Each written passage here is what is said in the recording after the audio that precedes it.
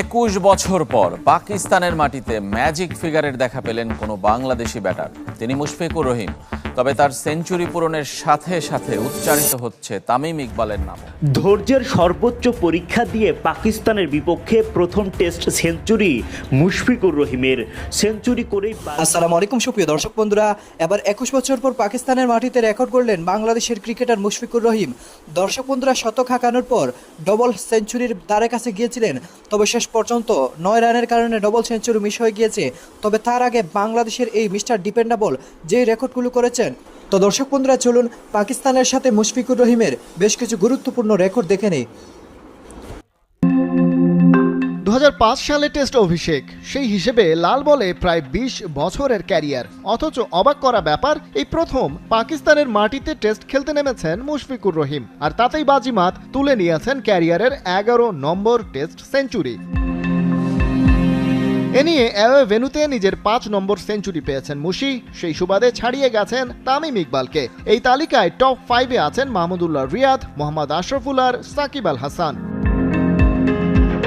এ নিয়ে 3 নম্বর tiger batter হিসেবে পাকিস্তানের মাটিতে টেস্ট সেঞ্চুরি পেলেন মুশফিক। এর আগে এমন কীর্তি আছে কেবল হাবিবুল বাশার আর জাভেদ ওমরের। 2003 সালে পেশোয়ারে 119 রান করেন জাভেদ ওমর, আর বাশার করাচিতে করেছিলেন একই বছরে 108। সেই হিসেবে প্রায় 21 বছর পর কোনো বাংলাদেশি ব্যাটার পাকিস্তানের মাটিতে ছুঁয়েছেন 3 অঙ্কের ফিগার।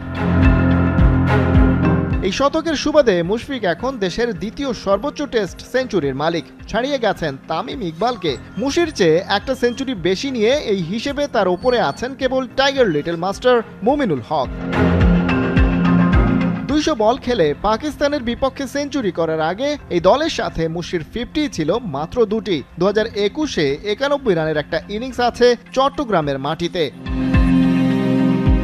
মুশফিকের সলিড ব্যাটিং ইনিংস পাকিস্তানের বিপক্ষে টাইগারদের শক্ত অবস্থান নিশ্চিত করে। পরবর্তী জেনারেশনের ওপর যেখানে বাড়তি ভরসা করার কথা, সেখানে মুশির মতো সিনিয়র ক্রিকেটারকেই এখনও ধরতে হচ্ছে হাল। মুশি ভক্তদের জন্য সেটা যেমন স্বস্তির খবর, তেমনি টাইগারদের ভবিষ্যৎ নিয়েও খানিকটা চিন্তিত। আঘা সালমানের বল ফাইন লেগে ঠেলে দিয়ে দুরান নিয়ে চিরচেনা বুনো উদযাপনে মাতলেন মুশফিকুর রহিম। বরাবরের মতো স্মরণ করলেন সৃষ্টিকর্তাকে। 2 বছর পর সাদা পোশাকে ম্যাজিক ফিগারের দেখা পেলেন মিস্টার ডিপেন্ডেবল। 2022 সালে ঘরের মাঠে ব্যাক টু ব্যাক টেস্ট শতক হাঁকিয়েছিলেন শ্রীলঙ্কার বিপক্ষে। তৃতীয় দিন সাদমান ইসলাম ব্যর্থ হলেও রাওয়ালপিন্ডিতে এদিন সেঞ্চুরির হাতছানি নিয়ে নেমেছিলেন মুশফিক ও লিটন দাস। সঙ্গী লিটন না পারলেও হতাশ করেননি মুশফিক। সাবধানী আর সত্যিকারের টেস্ট মেজাজে খেলেছেন একের পর এক দৃষ্টিনন্দন শট। ঠিক 200 বলে পূর্ণ করেছেন ক্যারিয়ারের 11তম সেঞ্চুরি। পেছনে ফেলেছেন তামিম ইকবালকে, যার 5টি দেশের বাইরে। সেখানেও তামিমকে পেছনে ফেলেছেন, হয়েছেন 1 নম্বর। দেশের হয়ে বনেদি ফরম্যাটে তার চেয়ে বেশি সেঞ্চুরি এখন কেবল মুমিনুল হকের। ভাগ বসিয়েছেন তামিমের আরেক রেকর্ডে। বাঁহাতি ওপেনারের সমান 7 ভিন্ন প্রতিপক্ষের বিপক্ষে সেঞ্চুরির রেকর্ড এখন মুশফিকের। একই সাথে ঘুচিয়েছেন পাকিস্তানের মাটিতে সেঞ্চুরির 21 বছরের খরা। সবশেষ 2003 সালে পেশোয়ারের স্বাগতিকদের বিপক্ষে শতকের উদযাপনে মেতেছিলেন জাভেদ ওমর। রাওয়ালপিন্ডিতে আরও এক কীর্তি হাতছানি দিয়ে ডাকছে মিস্টার ডিপেন্ডেবলকে। বিদেশের মাটিতে ভেঙে দিতে পারেন তামিমের সর্বোচ্চ 2329 রানের রেকর্ড।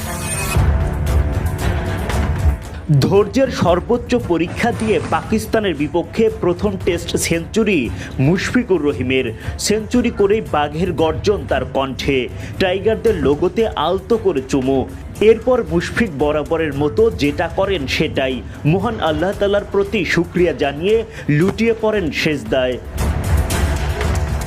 আগের দিন লিটন মুশফিকের দারুণ ব্যাটিংয়ে শক্তিশালী ভিত পায় বাংলাদেশ। চতুর্থ দিনে তারা সেখান থেকেই শুরু করেন। এলবিডব্লিউর ফাঁদে পড়লে বুদ্ধিদীপ্ত রিভিউ নিয়ে রক্ষা পান মুশফিকুর রহিম। প্রথম ইনিংসে 100 ওভার ব্যাটিং পার করে বাংলাদেশ, তবে হঠাৎই নেমে আসে বিপদ। নাসিম শাহর এক্সট্রা বাউন্সের বিপরীতে কাট করতে যান লিটন দাস, তবে ব্যাটে বলে করতে পারেননি ঠিকঠাক। ব্যাটের কানায় লেগে বল চলে যায় উইকেট কিপার মোহাম্মদ রিজওয়ানের হাতে। ভেঙে যায় মুশি লিটুর 114 রানের দারুণ জুটি।